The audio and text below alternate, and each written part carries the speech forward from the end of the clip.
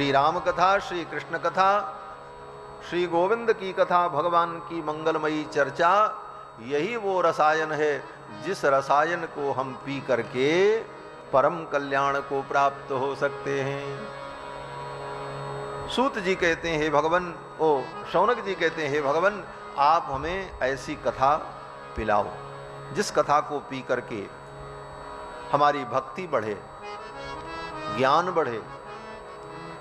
भक्ति ज्ञान विरागाप्तो विवेको वर्धते महान।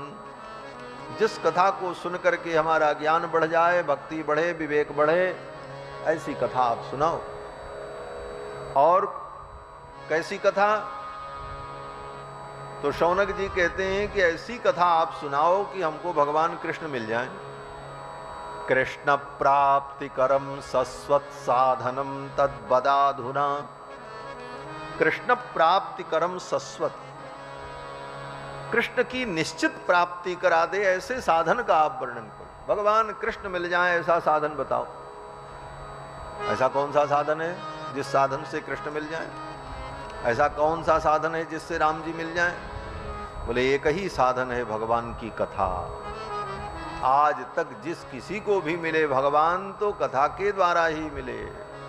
जिसके जीवन में कथा नहीं उसके जीवन में भगवान नहीं। कथा ही भगवान का अनुभव कराती है, भगवान के स्वरूप का ज्ञान कराती है, कथा ही भगवान की प्राप्ति कराती है। शौनक जी महाराज ने सूत जी की बड़ी प्रशंसा की। सूत जी बड़े प्रसन्न हुए और सूत जी ने कहा, हे मुनियों, तुम्हारे हृदय में भगवान की भक्ति है, भाव है, इसलिए मैं कथा सुनाऊंगा।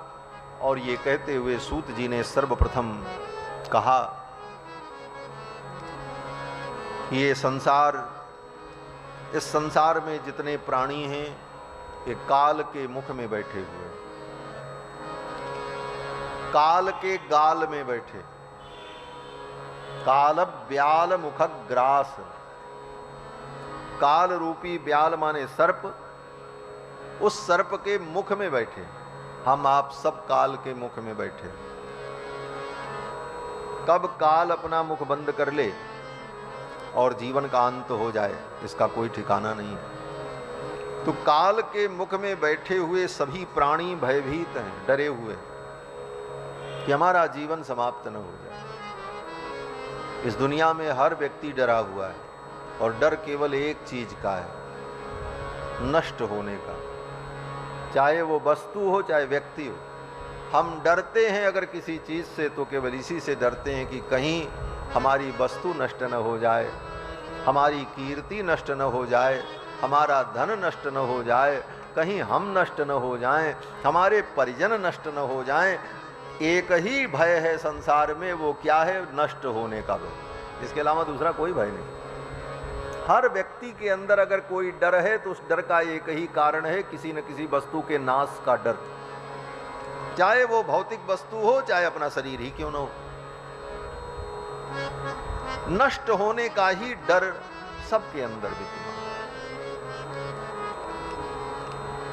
और नष्ट होगा सब कुछ, इसके कोई रोक भी नहीं सकता।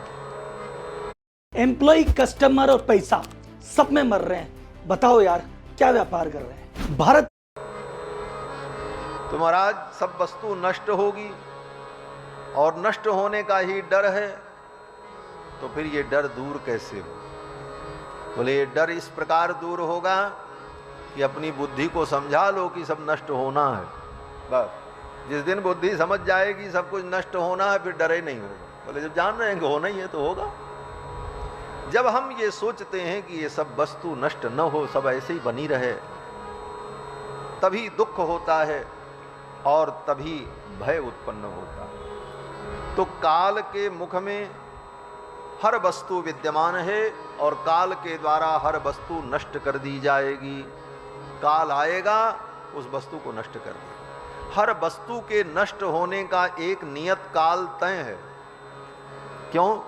बोले जैसे हर वस्तु की उत्पत्ति एक काल में हुई, कोई काल था जिस काल में वो वस्तु बनी, तो फिर वो भी कोई काल होगा जिस काल में वो वस्तु नष्ट होगी। ये नियम है।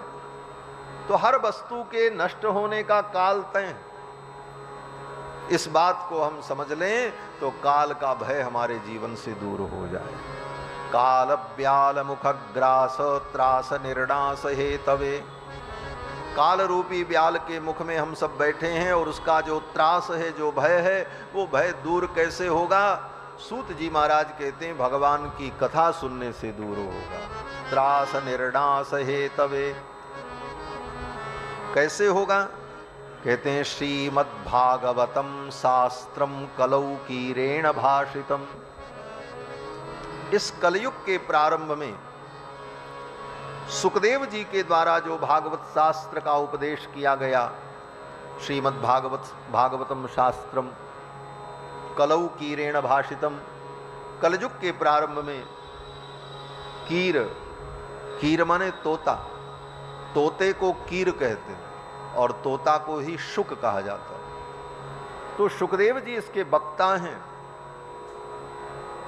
और सुखदेव जी के द्वारा जो भागवत सुनाई गई राजा परीक्षित को, कहते हैं यही हमारे जीवन के भय को दूर करने वाली है।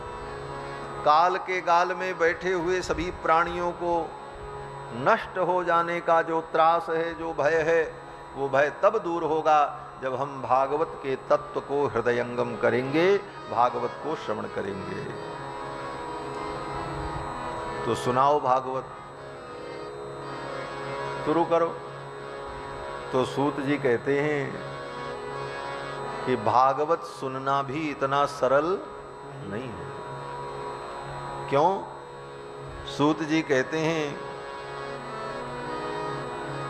कि भागवत कथा सबको नहीं मिल पाती।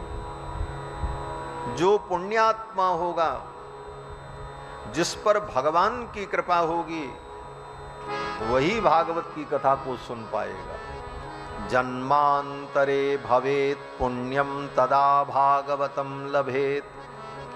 जन्मांतर में अगर उसने पुण्य किया है, वो पुण्यात्मा है, तो उसे भागवत सुनने को मिलेगी और भागवत सुनने में उसका मन लगेगा, भगवान की कथा सुनने में उसका चित्त लगेगा। और अगर पुण्यात्मा नहीं है तो बगल में भागवत होती रहेगी, वो नहीं सुन पाएगा। उसके घर में भागवत होगी, वो नहीं सुन पाएगा। उसके दरवाजे पर भागवत होगी, वो नहीं सुन पाएगा। सब करेगा लेकिन वो सुन नहीं पाएगा, अगर उसके जीवन में पुण्य का अभाव है। जन्मांतरे भवेत पुण्यम तदा भागवतम लभेत। और ये कथा हमारे मन को पवित्र करती है। मन को पवित्र करने का एक ही उपाय है, भगवान की कथा। मन किसी और साधन से पवित्र नहीं हो सकता। कहने के लिए चाहे जितनी बातें लोग कह लें, लोग कहते हैं मन चंगा तो कटौती में गंगा, लेकिन ये मन चंगा कैसे हो, इसका उपाय तो बताओ। बोले मन को चंगा करने का एक ही उपाय है, भगवान की कथा, दूसरा कोई उपाय नहीं। वेदव्यास जी लिखते हैं कि एतस्माद् अपरम किंचिन मनःशुद्ध्यै न विद्यते। एतस्माद् अपरम, भगवान की कथा के अतिरिक्त, इस कथा के अतिरिक्त मनःशुद्ध्यै न विद्यते, मन की शुद्धि के लिए दूसरा कोई उपाय नहीं है। पक्की बात है। अगर मन को शुद्ध करना चाहते हैं, अंतःकरण को शुद्ध करना चाहते हैं, तो क्या करें? एक काम करो, भगवान की कथा सुनते रहो।